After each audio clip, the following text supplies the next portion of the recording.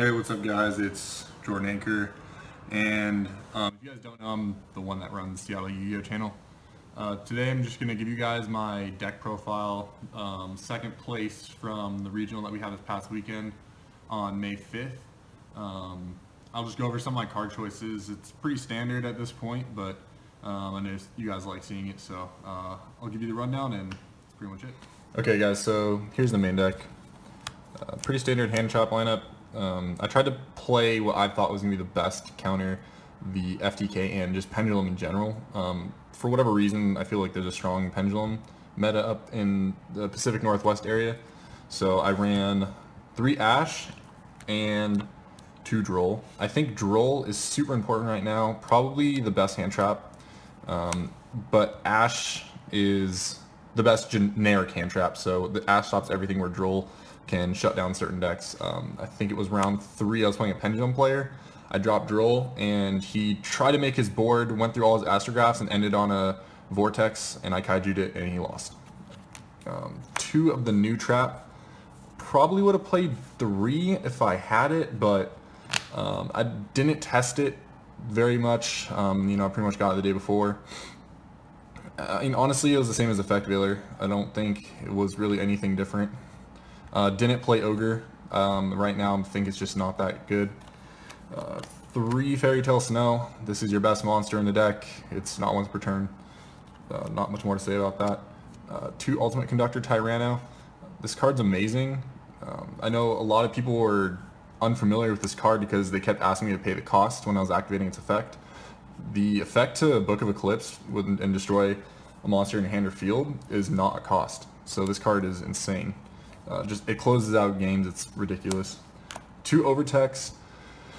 Search is a pill, and you need to play 2 because sometimes you want to go into it, and especially if you're milling multiple in a turn, you really want to see it. I think 2 is the correct number. 3 Oviraptor gets your Stratos and your Foolish Burial for all your dinosaurs. It's super strong. Gotta play 3.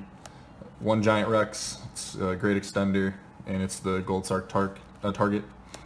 1 Dogran, you have a searchable kaiju. I don't understand why you wouldn't play it. For the zombie engine, again, I'm playing the minimal zombie engine. I think it's Solitaire is probably one of your worst normal summons in the deck. So only 2 of these guys and only 1 Unizombie. Currently in this build, I'm not playing Desires, so I don't have any chance to banish this. I'm always going to have access to it. 2 Mizuki is just a good floater. There was a couple games actually, where I Mizuki back in Ash just to make basically a free Black Rose with Snow, and then continue my play from there. 1 Spirit Master. If Spirit Master was Dinosaur Plant, I would cut all the rest of the zombies. Realistically, I feel like this is the only reason I play this engine, is because you get the free pops off this guy, and it's ridiculous, especially with Omega. 3 Lone Fire gets you in your combo. That combo is unfair. The advantage you generate off that combo, if it doesn't get stopped, I don't see how you really lose games.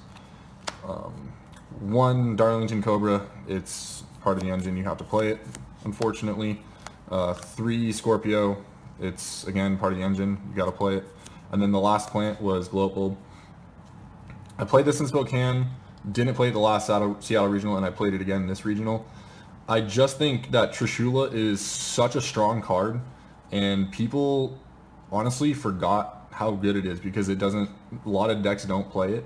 Banishing, non-targeting banish from every zone is just completely unfair. Every game I resolved Trish, I won. So, playing this, it's, easy access to Trish, and then you also can get into Nat Beast, which is just crazy. Yeah, Nat Beast with a backed up Snow is, game in most situations. 1000 Blade. This guy put in so much work this regional. I was triggering its effect off every Trickstar burn, and it was just, a nuisance for every deck to deal with. 3 of these guys. 3 Pill. Before this, I was only playing 2. I've been testing 3 at locals, and it's one of the best cards you can drop after they Ash your Brilliant or some other play. Dropping a Pill and going to Conductor, you can steal games very quickly. 3 Fossil Dig. Again, I think the Dinosaur Engine is the strongest engine in this deck. You want to see it. 3 Brilliant Fusion. Again, this truly is the heart and soul of the deck, getting your additional normal summons and going off. So obviously you want to see it. 3 Left Arm. Again, getting to your Brilliance, your Left Arm. Your Brilliance, your Fossil Digs, and of course your Grass and Soul Charge. This card's just amazing. 2 Gold Sark. Don't play 3 because honestly, I think it's one of the weaker spells, and this deck surprisingly has so many cards that you need to run that you have to make cuts in some places, and this is what I feel like is not an amazing card, but it is good. 2 Twin Twisters. I anticipated a lot more back row strategies, especially with like Altergeist. I didn't end up playing any of them, so yeah, but Twin Twisters, just a generic good card in my opinion, especially when a deck gets crippled by cards like Rivalry or Warlords and Anti-Spell. I feel like playing these in the main deck is fine. 2 Call by the Grave. This is a meta call, mostly. Well, it's always good in this deck because you want to stop hand traps so you can go off, but I was anticipating a lot of other 60 card and mirror matches. I did see a 60 card mirror, and this card, actually I saw 2 60 card mirrors, and this card put in work game 1 both times, so I definitely would keep these in here for the future.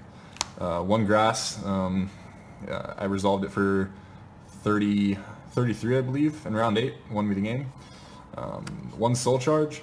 This is usually a card to side out, believe it or not, but very strong. 1 Foolish Burial, and 1 Monster Reborn. If you are playing the mirror, don't side this out, especially because if you lose the dice roll, or not if you lose the dice roll, but going into game 2, if you're not starting and they already did their combo, you can reborn their Lone Fire Blossom, and then you can go off from there. Okay, extra deck, the previously mentioned Trishula. Yeah, Rob Lowe played it too, but you gotta play the DT. I'm just messing with you, man. Amazing, I love it. The Nat Beast as well. This card didn't put so much work in this regional, but in the past I've summoned this and people have just straight up scooped. The Black Rose. This is like, it's just such a great card. I love blowing up the board, and then you have all the advantage in your graveyard when your opponent doesn't. The one game I lost, I did make a Black Rose against a Trickstar player, and I used up way too much of my resources, and he had 2 Reincarnations still in grave, so he was using his graveyard better than I was, and I ended up getting outgrinded. 1 Omega. The deck does not synchro that much, I believe, other than the hand traps. You're playing just Glow Up Bulb and Unizombie, so you don't really make that many synchro plays, so the 4 is plenty. You do play a lot of rank 4 XYZs because you play a lot of level 4 monsters. So Dolka, pretty good. Amaterasu is amazing. Didn't do anything this regional, but I love that card. Dweller. This won me both my 60 card matchups. I think it was round 6. I played another 60 card player, and he, for whatever reason, I asked him later, but he told me he was playing evenly matched. Something I don't agree with, but he allowed me to go first game 2 after I'd already won, and I just made this. And from playtesting this deck, I know that Dweller just beats this deck, so I ended up just basically stealing the win from him in that game 2, and then that was pretty much the match too. 1 Minerva. Honestly, this is probably the weakest card in the extra deck. It's just there when you need to get Snow off board, but in all honesty, this card could really be anything else. This actually should probably be the level 7, that Dawn Dragster, the new Shein card. It's like the FA card. 1 Tornado Dragon, generic good back row removal. Invoker, it's part of the combo. Mrs. Radiant, it's part of the combo. Underclock Tigger. So I was not playing this prior to this event, and actually I just put it in last minute playtesting online, and this card is so good. I don't understand why I wasn't playing it before. It is absolutely mandatory. This card is ridiculous, especially with cards like Black Rose Dragon and Ultimate Conductor Tyranno. And yeah, this card is just so good. If you want to play this deck and you haven't been playing this, just play test it, and I promise you, this card does work. One Curious, it's the best Link in the deck for sure. One Saryuja and one Seraph Knight. One thing about Saryuja, I feel like whenever I see people playing or talking about this deck, they're like, oh, you just make Saryuja and you go crazy. But in my honest opinion, whenever I'm making Saryuja, I always feel like there was a better play I could have done, because you're playing so much utility in the extra deck that I feel like 9 times out of 10 you could have ended on a better board. That's personal opinion, but yeah, obviously there's situations where Saryuja is correct. And then the one Seraph Knight, because yeah, it's obvious that I shouldn't have to explain that at this point. Side deck. So 3 of what my opinion is the best floodgate in the game. This card's unfair and I believe it should be banned. If you go first and you set this, I mean, I feel like 9 out of 10 matchups right now in the meta, this just puts in work. It's really cheap, and yeah. 3 D barrier. Again, this is probably, in my opinion, the second best floodgate right now. Just turns off turns for like invoked, pendulum, you know, the random ritual. It's a great side deck card really, because it stops so many matchups that you can't really prepare for, especially in a meta that is this diverse at like a regional level.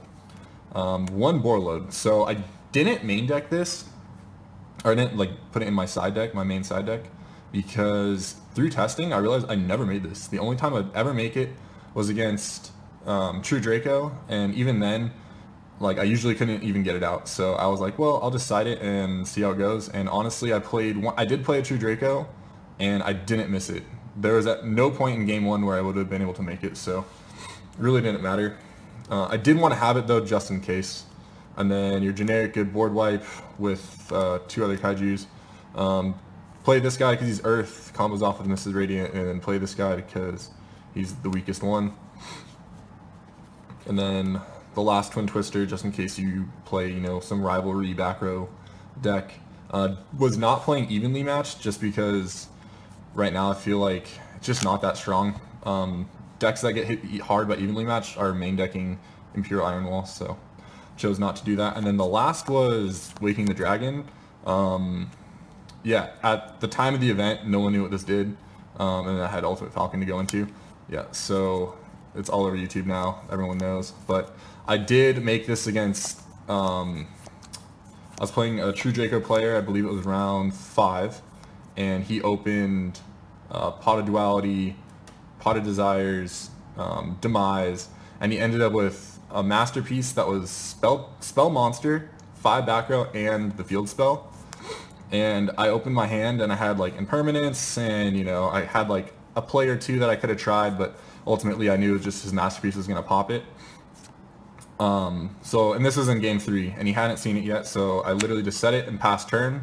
End phase, he popped it, summoned this. He did not have skill drain on board, and ended up winning. The one match I ended up losing, I set this against a Trickstar player in game 2 after losing round 1, or after losing game 1. We were in time, so I felt like I basically had just make this, sit on this, and then get the draw. For whatever reason, he sided in kaijus, and I lost because of it, because I was, you know, I wasn't playing with card advantage. I just figured I can win off this card, you can't do anything. And yeah, I ended up losing that match, and that was the only match I lost. Shout out to that Trickstar player. And yeah, ultimately, Ultimate Falcon. Ultimately, I feel like this deck is super strong. Depending on the ban list, you know, it probably could still be a heavy meta contender towards the national season. And I love the deck, and I just want to thank all you guys for watching and subscribing. Please help me out. I'm trying to get to 100 subscribers. For whatever reason, YouTube does not allow you to make custom thumbnails for your videos, which I feel like would help me out so I can make some clickbait. So if you're not subscribed, please do that, and thank you very much.